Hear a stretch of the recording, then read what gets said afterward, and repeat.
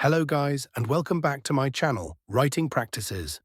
In today's tutorial, we're going to learn how to write an H3 visa seminar invitation letter. This letter is used when an organization in the United States wants to invite someone from another country to participate in a structured training or seminar under the H3 trainee visa category. Writing this letter correctly is very important because it needs to convince the US consulate or embassy that the purpose of the seminar is genuine, educational, and temporary. So let's go step by step through the template. I'll explain the purpose of each section, show you how it's written in the sample, and discuss why each part matters. Sender's information. The first part of the letter includes your own details as the sender. You should write your full name, your position or title, the name of your organization or institution, your complete address, city, state, zip code, email address, and phone number. In the template, it looks like this: your name, your position or title, organization or institution name, address, city, state, ZIP code, email address, phone number. This section is important because it tells the embassy exactly who is sending the letter. Since this is an official invitation, the consulate needs to know who you are, what authority you hold, and how they can reach you if needed. It shows professionalism and transparency right from the start. Date. After your information, you should include the date in the standard format of month, day, year. For example, September 13th, 2025. Adding the date might seem simple, but it's necessary because it shows when the letter was issued. Visa officers look for current and up-to-date documents, and dating your letter properly confirms that the invitation is valid and recent. Recipient's information. Next, you'll include the recipient's details. Since this letter is directed to US authorities, you don't need to write a specific name. Instead, you should write US Embassy or Consulate, Embassy or Consulate address, city, country. This format keeps it formal and professional. By addressing it to the embassy or consulate directly, you make sure the letter is acceptable no matter which officer reviews it. It avoids mistakes and keeps the tone respectful. Subject line. After the recipient's information, you need a subject line. This summarizes the purpose of the letter in just one line. In the template, it's written as Subject, Invitation to attend seminar, H3 trainee visa. This part matters because it tells the embassy right away what the letter is about and which visa category it supports. Visa officers handle many documents every day, so a clear subject line helps them quickly identify your request. Salutation. Next comes the salutation. In the template it says, Dear Sir or Madam, this is a formal and polite way to begin since you don't know exactly who will read the letter. It maintains respect while keeping the letter professional. Opening paragraph. Invitation statement. Now we move into the body of the letter. The opening paragraph introduces the participant being invited. It looks like this in the template. On behalf of organization or institution name, I am pleased to invite full name of participant, holder of passport number, residing at participant's address, to attend a specialized seminar and training program organized under the H3 visa category. This paragraph is very important because it identifies the participant, includes their passport number, and clearly states that the purpose is training under the H3 visa. Adding the passport number is crucial because it helps the embassy verify the participant's identity and ensures accuracy. By mentioning the visa type directly, you also show that the invitation is legitimate and falls under the right visa category. Body paragraph 1, Seminar details and purpose.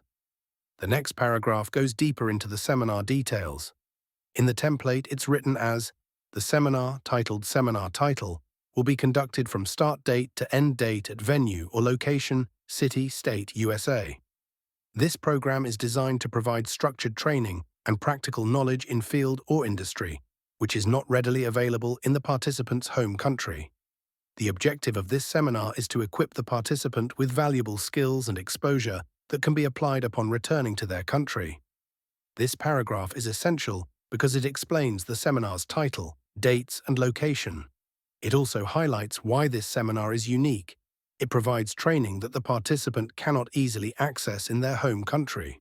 That detail is very important for H3 visas, since the US government wants to make sure the program is truly necessary and not duplicating opportunities already available locally.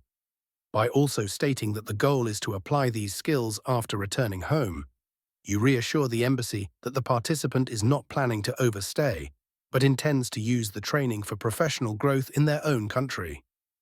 Body paragraph 2, training framework and compliance. Next, you explain what the organization will provide during the seminar.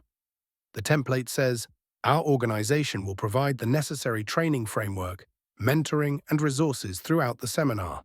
We confirm that this training is intended solely for educational and professional development purposes and will not involve the participant in any productive employment in the United States. This is a very important part of the letter because it clarifies two things. First, it shows that the organization is prepared with a full training structure, including mentoring and resources. Second, it makes it very clear that the participant will not be working in the US, but only training. The US government is very strict about this. An H-3 visa is only for training, not for employment.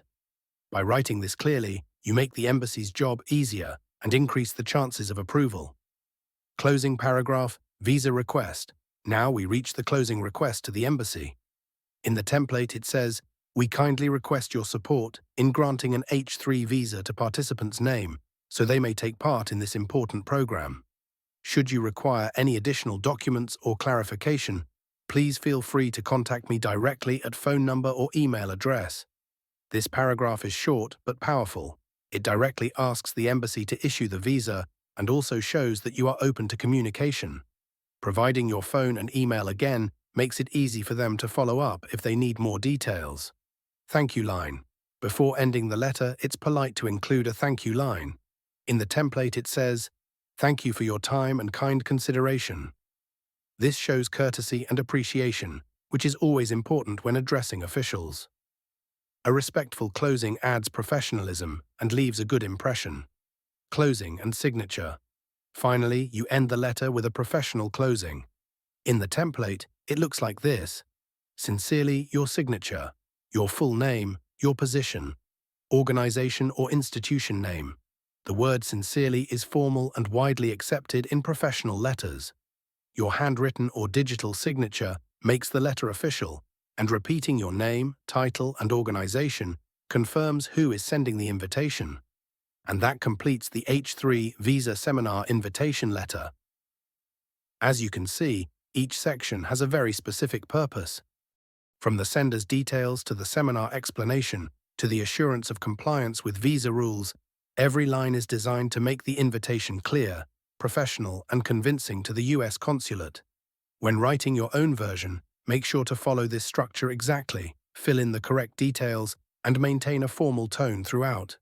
This will help present your case effectively and improve the chances of a successful visa application. Thank you so much for watching this tutorial on how to write an H-3 Visa Seminar Invitation Letter. If you found this video helpful, don't forget to hit the like button, share it with others who might need it, and subscribe to my channel, Writing Practices, for more step-by-step writing guides. I'd also love to hear your thoughts, so feel free to drop your questions or future video requests in the comments below. Thanks again for your support, and I'll see you in the next tutorial.